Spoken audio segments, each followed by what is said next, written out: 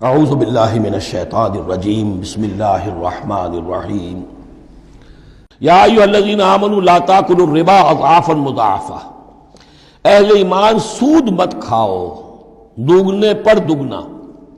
یہ جو compound interest ہے، بڑھتا چڑھتا رہتا ہے، یہ اصل میں پہلی آیت جو ہے سود کی حرمت میں وہ یہ ہے۔ بلکہ نوٹ کیجئے، جیسا کہ میں نے نوٹ کرا دیا تھا کل آپ کو، سب سے پہلے ایک مکی صورت میں سورہ روم میں بات آ گئی تھی، ما آتیتم من ربا لیربو فی اموال الناس فلا یربو عند اللہ وما آتیتم من زکاۃ تریدون وجہ اللہ فاولئک هم المضعفون۔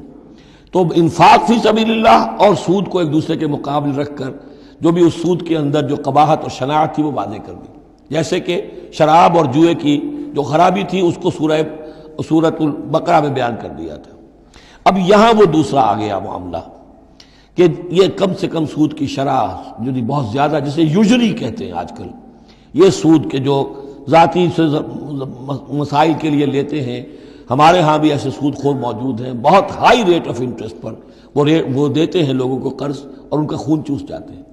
تو پہلے اس سود کی مذمت آئی ہے، آخری حکم ہے پھر اس سود کا جو بیع کے اندر سود ہے، وہ ہے وہ حکم کہ جو سن 9 میں نازل ہوا، لیکن ترتیب مصحف میں وہ سورہ بقرہ میں ہے، وہ پورا رکوع ہم پڑھ چکے ہیں، اور اس رکوع کی آخری آیت وہ ہے جو قرآن مجید کی آخری آیت ہے ترتیب نزولی میں، وَاتَّقُوا يَوْمًا تُرْجَعُونَ فِيهِ إِلَى اللَّهِ۔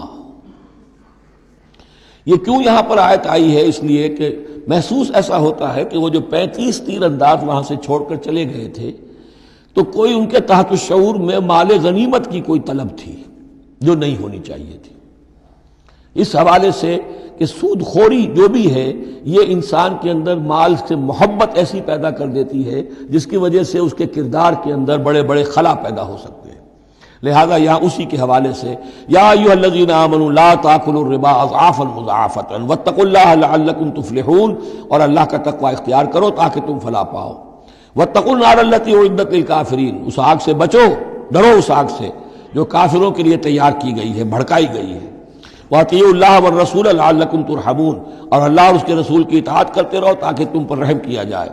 وَسَارِعُوا إِلَىٰ مَغْفِرَةٍ مِّن رَّبِّکُمْ، اور دوڑو اپنے رب کی مغفرت کے حصول کے لیے۔ وَجَنَّةٍ عَرْضُهَا السَّمَاوَاتُ وَالْأَرْضُ، اور اس جنت کو حاصل کرنے کے لیے جس کا پھیلاؤ آسمانوں اور زمین جتنا ہے۔ اعدت للمتقین، وہ تیار کی گئی ہے، سنواری گئی ہے، اس کا سنگھار کیا گیا ہے اہل تقوی کے لیے۔ الذین ينفقون فی السراء والضراء، وہ لوگ جو خرچ کرتے ہیں سود کے مقابلے میں انفاق، یہ تقابل پھر دیکھ لیجئے، جو خرچ کرتے ہیں سرائے خوشی میں بھی، والضراء خود تنگ دست ہے تب بھی کرتے ہیں چاہے تکلیف میں ہیں، والکاظمین الغیظ، اور وہ لوگ جو اپنے غصے کو پی جانے والے ہیں، والعافین عن الناس، اور وہ لوگ جو لوگوں کی خطاؤں سے درگزر کرتے ہیں انہیں معاف کر دیتے ہیں۔ واللہ یحب المحسنین، اللہ تعالیٰ ایسے محسنین کو پسند کرتا ہے، یہ درجہ احسان ہے، اسلام، ایمان، پھر احسان۔ والذین اذا فعلوا فاحشۃ او ظلموا انفسهم، اور اگر ان میں سے کبھی کسی سے کوئی غلطی ہو جاتی ہے کہ اگر وہ کر بیٹھیں کوئی کھلا گناہ، کوئی بے حیائی کا ارتکاب، یا اپنے اوپر کوئی اور ظلم کر بیٹھیں، ذکر اللہ، فوراً انہیں اللہ یاد آ جاتا ہے، فاستغفروا لذنوبہم، تو وہ اللہ تعالیٰ سے استغفار کرتے ہیں۔ یہ مضمون سورہ نساء میں آئے گا کہ اللہ تعالیٰ نے اپنے اوپر واجب ٹھہرایا ہے کہ جو شخص مسلمان صاحب ایمان کو خطا اس سے ہو جائے اور وہ فوراً توبہ کر لے، تو اللہ تعالیٰ جو ہے اس نے اپنے اوپر واجب ٹھہرا لیا ہے کہ اس کی دعا کو ضرور قبول کرے گا۔ وَمَن يَغْفِرُ الذُّنُوبَ إِلَّا اللَّهُ، اور کون ہے جو معاف کر سکے گناہوں کو سوائے اللہ کے۔ وَلَمْ يُصِرُّوا عَلَىٰ مَا فَعَلُوا، اور وہ اپنے اس غلط فعل پر اصرار نہیں کرتے، یعنی یہ کہ کرتے چلے جا رہے کرتے چلے جا رہے کرتے چلے، موت آ گئی تو اب توبہ کریں گے، تب توبہ نہیں ہے۔ ایک خطا ہو گئی، جذبات میں ہو گئی، بھول میں ہو گئی، فوراً ہوش آیا، فوراً جو ہے گڑ گڑائے، فوراً توبہ کی، عزم مصمم کیا اللہ دوبارہ نہیں کروں گا، پوری پشیمانی کے ساتھ اللہ کی جناب میں اپنے پورے صمیم قلب کے ساتھ توبہ کی، اللہ اس توبہ کی قبول کرنے کی ضمانت دیتا ہے۔ اولئک جزاؤہم مغفرۃ من ربہم، یہ وہ لوگ ہیں کہ جن کا بدلہ ہے ان کے رب کی طرف سے مغفرت، وجنات تجری من تحتہا الانہار خالدین فیہا، اور وہ باغات کے جن کے نیچے یا جن کے دامن میں ندیاں بہتی ہوں گی اور وہ اس میں ہمیشہ ہمیشہ رہیں گے۔ ونعم اجر العاملین، اور بہت ہی اچھا بدلہ ہے عمل کرنے والوں کے لیے۔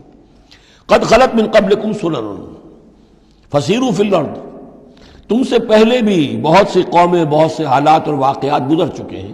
فسیروا فی الارض، تو زمین میں گھومو پھرو. فانظروا کیف کان عاقبۃ المکذبین، اور دیکھو کہ کیسا انجام ہوا ہے جھٹلانے والوں کا. جب ان کے قریش کے قافلے جاتے تھے وہ شام کی طرف، تو راستے میں تو جو قوم سمود کا مسکن بھی آتا تھا، وہ بستیاں بھی آتی تھیں جن میں کبھی حضرت لوط نے تبلیغ کی تھی، ان کے جو کھنڈرات تھے. تو یاد کرو کہ ان کے ساتھ کیا کچھ ہوا ہے. ھذا بیان للناس وھدی وموعظۃ للمتقین، یہ بیان ہے لوگوں کے لیے، وضاحت ہے لوگوں کے لیے، اور ہدایت ہے اور نصیحت ہے متقین کے حق میں. صدق اللہ العظیم.